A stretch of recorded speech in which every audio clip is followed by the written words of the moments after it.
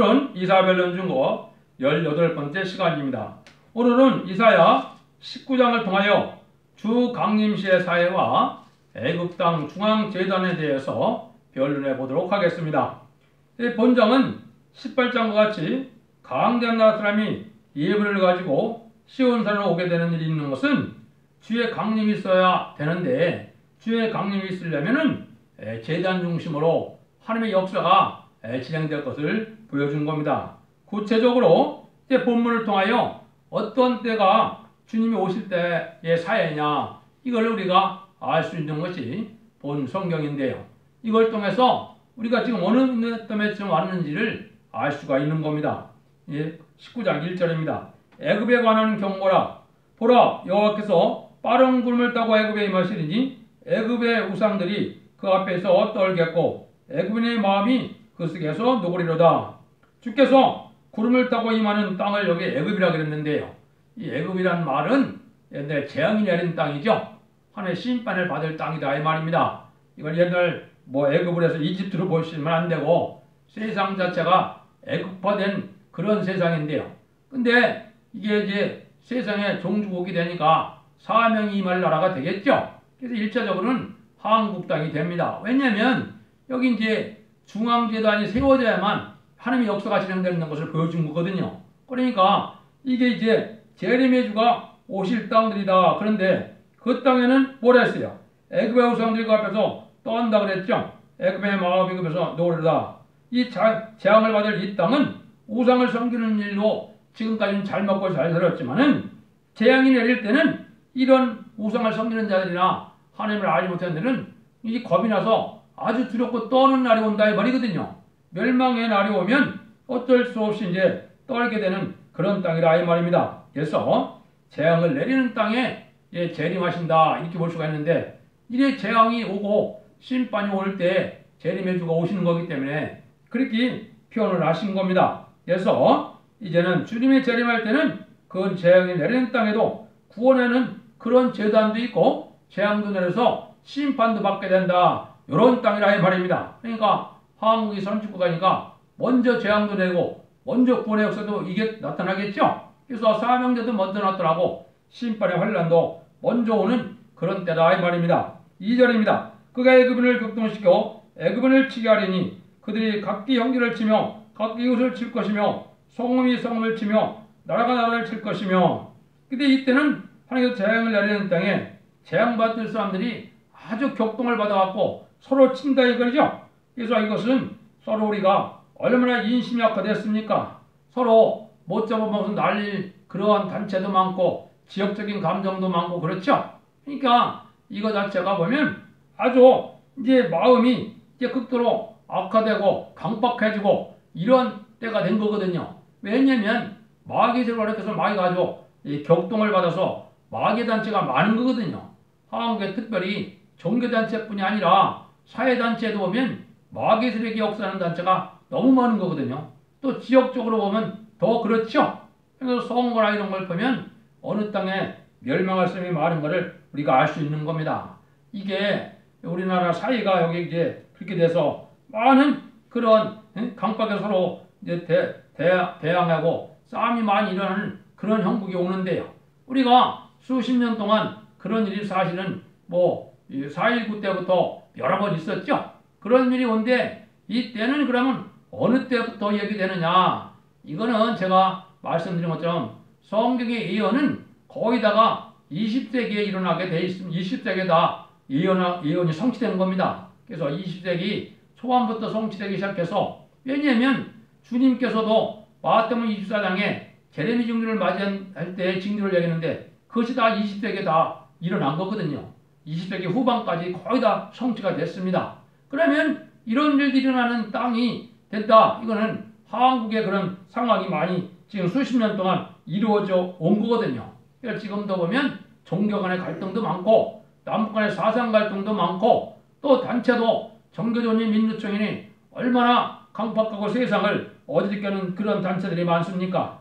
이런 건데 이렇게 되는 것은 마귀로 허락한 영공 협상 정권이 나타나서 더 그런 겁니다. 이거는 김대중 정권과 노무현 정권과 지금 문재인 정권은 스스로도 홍위병이라고 하는 것처럼 그런 사람들이 지금 많은 겁니다. 그런 상황을 여기 말씀을 한 거예요. 그래서 이제 주님께서도 뭐라 그랬느냐? 마태복음 24장 7절 8절에 보면 민족이 민족을 나라가 나라를 대적하여 일어나겠고 첫째 기근과 지진이 있으리니 이 모든 것이 자연의 시작이니라. 그래서 민족이 민족을 치고 나라가 나라를 치는 일이 있죠.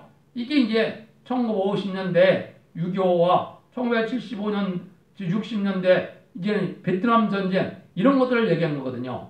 한국의 초침과 재침 이런 일이 있고 난 것이 예언이 성취되는 20세기 후반이 된 겁니다. 그래서 오늘날에서는 성경이 응한 걸 보면 때를 분별할 수가 있다 이 말입니다. 그래서 21세기에 도달한 것은 새 시대가 올 때가 아주 임박한 때가 된 겁니다. 그 다음에 이제 3절 4절입니다. 애굽인이 정신이 그 속에서 시작할 것이요 그 도모는 그 피하신 바가 되리니 그들이 우상과 마술사와 신접한 자 요술객에 물으리로다. 그가 애굽인을 잔인한 군주에 붙이시리니 포악한 왕이 그들을 치리하리라. 주 만군의 여호와의 말씀이니라. 이때 사람들의 정신 상태가 아주 쇠약해진다 말이죠. 모든 일들이 계획대로 되는 것이 아니고 많이 파탄이 일어나니까 여기 누구를 찾는다는 거예요. 요술객에 믿고 또 잔인한 자가 그를 다스리게 된다 그랬죠. 인심학화가 많이 오는데 지금 잔인한 자가 누굽니까? 북방공산당의 김정은 정권은 아주 잔인한 자죠. 약한 자들이 다스리는 나라가 됐죠. 북방 사마리아처럼 악한 이게 정권이 된 겁니다. 지금도 남한에도 여러분들 보기에는 아주 선한 그 정권이라고 생각합니까? 성경들 보면 옛날 남유다의 아스왕처럼 아수를 좋아하는 공산당을 좋아하는 이게 악한 정권이거든요. 이게 악한 정권인데 이게 인간들을 백성들을 살 길로 인다느냐 죽을 길로 인다는 거거든요. 왜냐? 하느님을 의지하고 의롭고 경건하고 공의롭게 사는 이러한 상의 정의를 실천해야 되는데 자기들의 이익만 대변하고 자기들 정권의 이익만 대변하는 이것이 다 멸망한 일이거든요. 그래서 포악한 왕이 그들을 치리한다 그랬죠. 이게 지금 악한 왕들이 지금 남북한을 지금 차지하는 것이 된 겁니다. 이거는 세상에 심판의 도구가 되는 것도 있고 심판을 이제 받을 만한 그러한 죄를 짓는 그런 정권도 된 겁니다. 그때가 되면 이제 이 인간 정말에는 어떤 일이 오느냐? 많은 재앙이 오죠. 재앙이 20세기에 거의 다 많은 재앙이 온 겁니다. 특히 20세기 후반에 많이 왔는데요. 지금까지도 재앙이 끝이지 않죠? 그게 이제 5절부터 10절입니다. 바닷물이 없어지겠고 강이 잦아서 마르겠고 강들에서 악취가 나겠고 애굽 신하들은 줄어들고 마름으로 달과 같이 시들겠으며 나일 가까운 곳 나일 언덕의 초장과 나일강 가까운 곡식밭이 다 마려서 따라 없어질 것이며 어부들은 단식하며 물은 나일강의 넋이를 던지는 자는 슬퍼하며 물에 그물을 치는 자는 피곤할 것이며 세마불을 만드는 자와 백목을 짜는 자들이 수치를 당할 것이며 애굽의 기둥이 부서지고 품꾼들이 다 마음에 근심하리라. 여기는 이제 많은 재앙이 내리는데 이게 여러 가지 복잡하게 말씀한 것 같지만은 이건 뭐예요? 농업이고 어업이고 공업이고 다 되는 일이 없게 된다 이 말입니다. 망할 때가 되면 지금 망할 때가 돼서 지금 아우성입니까? 안 아우성입니까? 뭐 엄청나게 많은 숫자가 지금 모든 기업들이 문을 닫는다고 난리죠. 이런 시절이 지금 된 겁니다. 그래서 또 북방에도 얼마나 많은 사람들이 굶어 죽었습니까? 여기도 그런 기근이 온다 그랬죠. 이런 기근이 많이 왔고 또 이제는 재앙도 많이 내렸지만은 이게 전성전면에 들어가면 또 이런 재앙이 세계적으로 올 거거든요. 이런 일들이 벌어지는 때가 이게 인간 종말인데 아까 했듯이 재난의 시작이라고 그랬죠. 주님께서. 그러니까 60년대 이후가 재난의 시작이 된 겁니다. 왜 60년대 이후에 주님이 재난의 시작이라는 말을 했죠. 그게 바로 뭐냐? 한국의 전쟁과 베트남 전쟁이 그게 재난의 시작 전쟁이거든요. 왜 그러느냐? 그것이 전 세계가 3분의 1의 공산화가 되는 이 마지막 징조가 이루어진 거거든요. 그때부터 이런 어려운 때가 온 겁니다. 그 상황이 한국엔 특별히 더 많이 왔는데 노동자가 됐건 농민이 됐건 다 살기로서 우리나라가 보면 어디에 재앙이 없는 데가 있었습니까? 모든 가축들도 많이 죽이고 많이 매몰시키고 물고기도 그렇고 그런 일이 많았죠. 이게 다 그 재앙을 받는 그런 시절이 온 겁니다. 여러분들이 이걸 깨닫고 이게 때가 됐다는 걸 우리가 알아야 되거든요. 그런 일들이 올 때 하나님이 하실 일이 있거든요. 그게 이제 12절부터 나옵니다. 너의 지혜로운 자가 어디 있느냐? 나 망군의 어깨서 애굽에 대해 정한 뜻을 알 것이요 곧 내게 구할 것이다. 이런 시대에 가면 지혜로운 자가 있어야 된다 이 말이죠. 왜 알아야 되냐? 하느님이 이 세상에 대한 예정된 섭리를 알아야 된다 이 말이죠. 이게 지금부터 제가 이사야 성경을 1장부터 좀 계속 변론하죠. 얼마나 정확하게 많은 것이 나왔습니까? 뭘 한다 했어요? 하느님에 대해서 알게 한다고 그랬죠. 이것은 다른 뭡니까? 하느님이 이 세상에 정한 뜻을 알게 하는 겁니다. 어떤 때가 재앙의 시작이고 어떤 때가 심판이 올 때고 어떤 자가 복을 받고 어떤 자가 재앙을 받고 어떤 자가 심판을 받는다. 이 성경에 다 나와 있거든요. 그걸 가리키는 역사가 언제부터 시작이 되느냐? 21세기 중반부터 시작이 된 겁니다. 이렇게 예언 성취는 한국이 이제 독립을 하고 광복에서 독립을 하고 이제는 종들이 나타나기 시작하고 말세 복음들이 이제 전해졌고 이제 기독교가 한국에서 번성하는 때가 6.25 이후이거든요. 그때가 바로 하나님의 역사가 진행되는 때다. 이걸 우리 알려주는 겁니다. 그래서 애굽에서 하나님에 대해서 정한 뜻을 알게 된다 이 말이죠. 지금 이 예언서기식을 여러분들이 이게 변호하는 것이 때를 잘 분별해라 이런 뜻이거든요. 때를 분별해서 이런 마지막 때가 왔다는 사실을 여러분들이 알아야 됩니다. 그래서 모든 예언의 징조가 20세기에 다 후반에 이루어졌고 21세기에는 새로운 사명자와 새로운 재단을 통하여 이제는 새 시대가 올 거를 지금 말씀해 나가는 거거든요. 이때는 어떻게 사회가 되느냐? 13절 15절입니다. 소환의 방백들은 어리석고 노베의 방백들은 미혹되도다. 그들은 애굽의 십바의 모퉁이 두리온을 애굽으로 거룩하게 하였도다.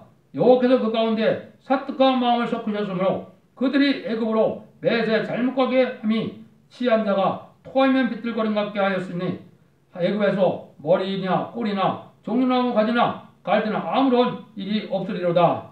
이거는 지금 우리나라가 얼마나 어리석은 자들이 정치 지도자가 됐느냐 이 말입니다. 악한 자들이 정권을 잡는 것이 이게 말세거든요. 그래서 우리 애는 뭐가 그렇게 악한 것이냐? 용공협상자들, 우상, 숭배자들 이런 거가 많거든요. 그러니까 음녀라고 그러는 건데요. 종교적인 음녀와 정치적 음녀가 됐거든요. 그런 악한 자들이 이번 선거에도 대부분 당선이 됐고 또 종교 지도자들도 아주 탐욕이 많고 욕심이 많고 공산당을 좋아하고 이게 친중, 친소, 이게 친북 그런 세력들이 얼마나 많습니까? 이렇게 어리석다 이 말입니다. 어리석어서 다 멸망의 길로 갈 이럴 자들이 이제 재앙을 받을 때가 됐다. 심판받을 때가 됐다 이 말입니다. 그래서 여기 다 이제 모든 자들이 어리석어서 이제 멸망이 되는데 머리부터 꼬리까지라는 거죠. 그러니까 고관 대작부터 많은 노동자 농민까지도 다 그런 사상으로 하느님이 우리나라가 그렇게 가고 있거든요. 이게 멸망의 사상이거든요. 여러분들이 좌경사상이나 용공협상사상은 하늘 앞에 용서받기가 어려운 사상입니다. 그건 마귀 사상이거든요. 여러분들이 그걸 잘 분별해야 되는데 그걸 알지 못한다 이 말입니다. 그래서 여러분들은 지도자나 백성이나 다 기한자나 천한자나 아무 할 일이 없는 때가 온다. 환난이 와서 재앙이 오면은 뭘 할 수 있겠습니까? 아무것도 할 수 없다는 거죠. 근데 이때 어떻게 사특한 마음이 들어갔다 이 말이죠. 마귀의 세력이 감화감동이 온 거거든요. 여러분들 촛불 세력이 성령의 역사입니까? 다 마귀 역사입니다.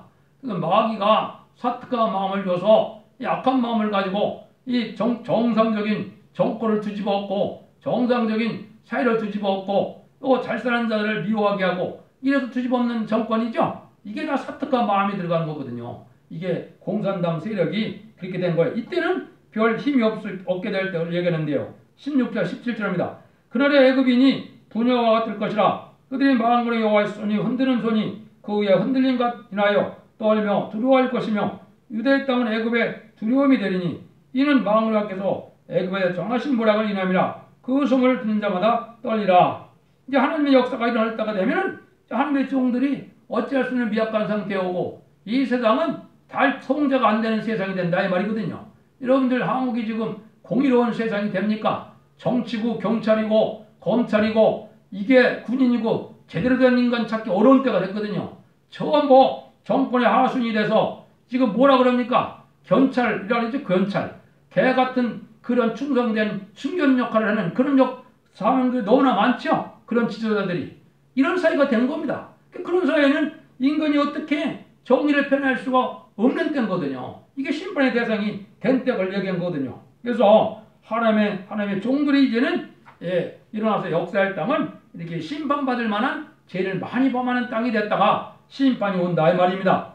이때 이런 땅이 되면은 하나님이 이제 어떤 일이 있느냐, 그냥 두면 다 죽을 수밖에 없으니까 하나님 살리는 역사를 하겠다 이 말입니다. 그게 이제 19절입니다.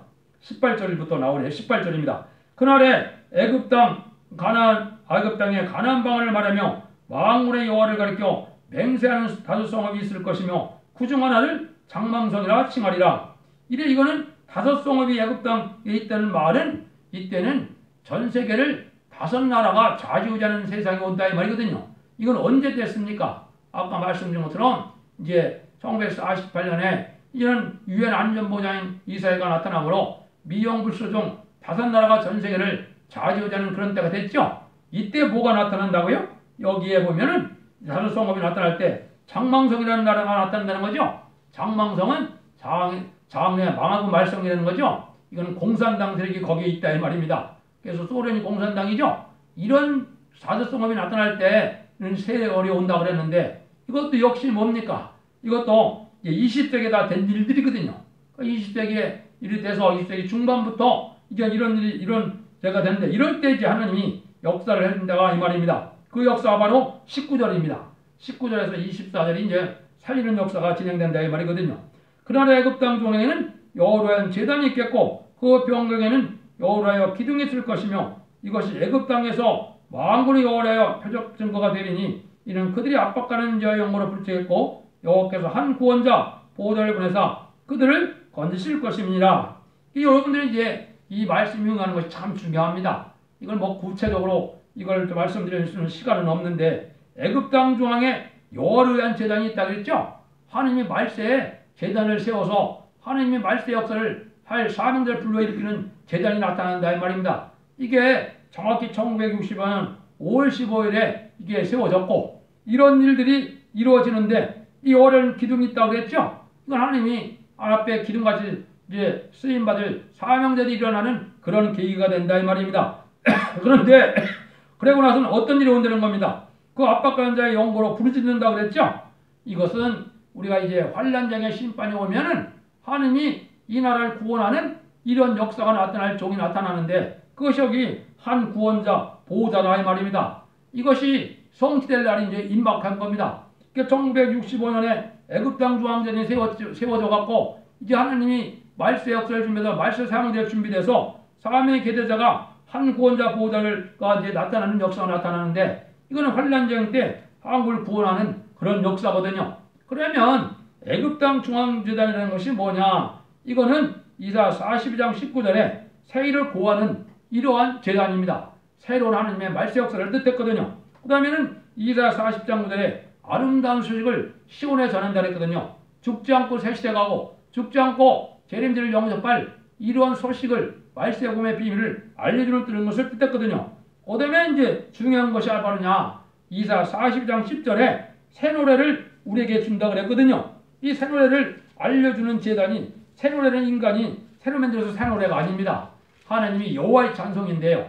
지금까지는 주님을 찬송하는 그러한 찬송을 불렀지만 여호와의 찬송을 부르게 된다 이 말이거든요. 그걸 이제 40장 10절을 한번 말씀 읽어드리면 이렇게 되어 있습니다.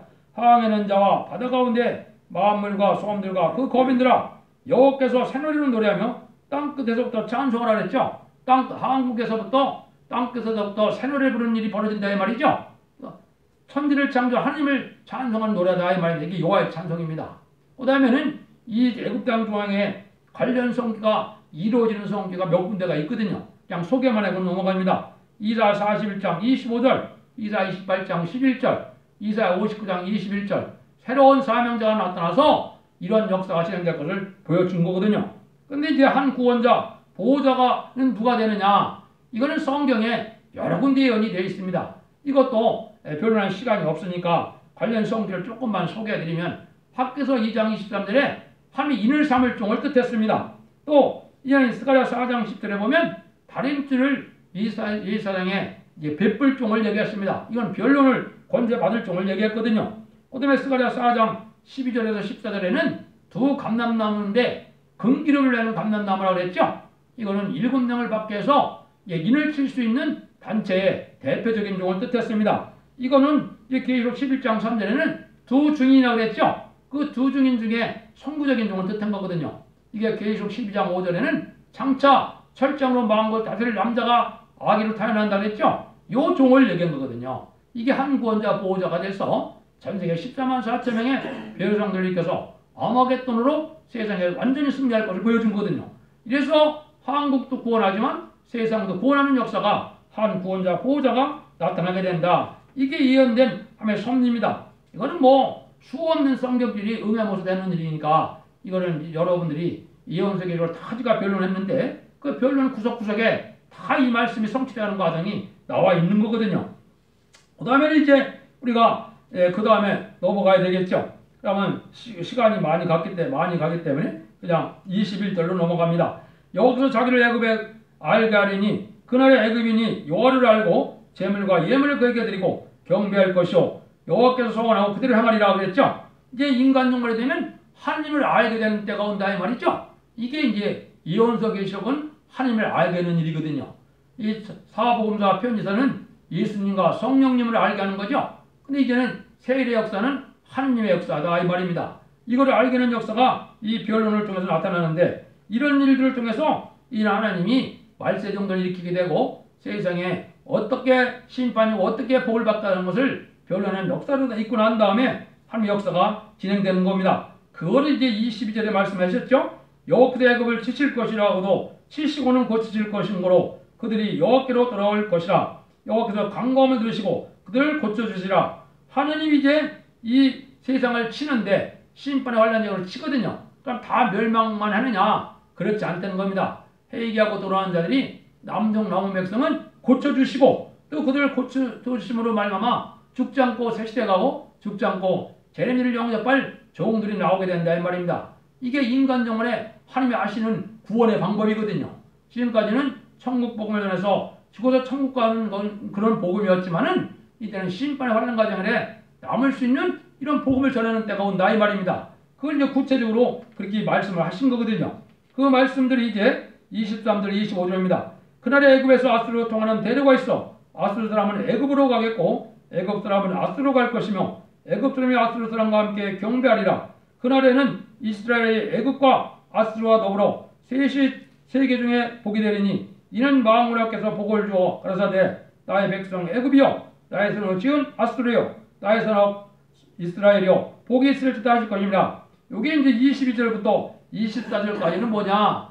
그런 심판이 오면 새 시대가 이루어진다 이 말입니다. 새 시대가 이루어지는데 한국이 이제 선진국가 되니까 한국으로 예물을 갖고 아수르 공산당 지역이나 세상 도처에서 택한 백성들이 살아나서 새 시대에는 한국으로 예배를 드리러 온다 이 말입니다. 예물을 바치러 온다 이 말이거든요. 이게 새 시대를 얘기했거든요. 이게 이제 이스라엘 회복이고 천년왕국이 이루어진 거고 이게 이제 세계 통일의 평화왕국이 이루어진 거고 에덴 동산이 회복된 거거든요. 이런 시절이 온다 이 말입니다. 그러니까 이제 심판의 환란장만 남고 심판의 환란장을 통해서 남은 종 남은 백성들이 세계 도처에서 살아남은 자들이 이제 남게 되는데 그런 자들이 한국으로 이렇게 하나님을 섬기러 온다. 이걸 지금 얘기한 거거든요. 이런 일이 되니까 참으로 놀라운 일이죠. 그래서 이거는 모든 종교가 이렇게 된다는 것은 22절 25절은 세계 통일의 역사라는 이 말입니다. 이제 먼저는 한국이 통일되겠지만은 전삼전만에 들어가서 3차전은 일어나고 아마겟돈까지 진행되면 전 세계가 하나로 통일이 되는 겁니다. 왜? 악한 자와 그걸 반대하는 자는 다 멸망이 오거든요. 그래서 세계 통일에 이제 새로운 시대가 천년왕국이 올 것을 지금 말씀한 겁니다. 그런 역사를 한 재단부터 하나님의 역사는 항상 한 종, 한 가정, 한 재단부터 시작됐거든요. 그건 노아 때도 마찬가지, 아브라함 때도 마찬가지, 모세 때도 마찬가지, 주님 때도 마찬가지. 다 언제나 시대적인 하나님의 역사가 일어날 때는 한 가정에 한 사명자를 통하여 그 가정부터 그 재단부터 하는 역사는 역사가 지금까지 진행된 거거든요. 인간 종말도 그렇습니다. 그래서 여기 한 구원자 보호자는 말이 한 사명자가 예언되어 있다 이 말입니다. 이 사명자가 나왔다면 세상에 하나님을 알게 하고 그 변론대로 심판하게 하는 역사가 나서 세계의 통일의 역사가 온다. 이런 시발점이 이루는 것이 애굽 땅 중앙에 있는 제단이다. 이렇게 되는 겁니다. 이게 이제 구체적으로는 그것만 소개하고 마치겠습니다. 구체적인 거는 이제 새로운 사명을 일으키는 것은 스가랴 4장에 숭문등대 제단이라고 했거든요. 이게 긍기를 내는 그런 제단을 통해서 사명전이 일어날 걸 얘기했거든요. 그래서 그것이 이제 구체적으로 하나님의 역사가 진행될 잠수함연반 후삼년만에 역사할 종들을 일으키는 그런 제단이 되는 겁니다. 여러분들이 이렇게 해서 하나님의 섭리가 이루어간다는 것을 여러분이 알아야 된다 이 말입니다. 그래서 하나님께서는 종말의 역사는 한 제단 중심으로 일어나는데 주님이 강림하는 날은 구원을 받는 자를 통하여 새 시대를 이루어서 거기에 복을 누리게 된다. 세계 특별의 역사가 있다는 걸 알려주는 겁니다. 여러분들도 이 진리를 잘 분별해서 진리의 말씀을 읽고 듣고 듣고 순종함으로 말미암아 그 예언의 복을 누리는 그러한 복된 종들과 새 시대의 복락을 누리는 복된 사명자들이 다 되시기를 예수님으로 간절히 축원드립니다. 아멘. 성삼 축복 주소서. 완전하게 역사하는 여호와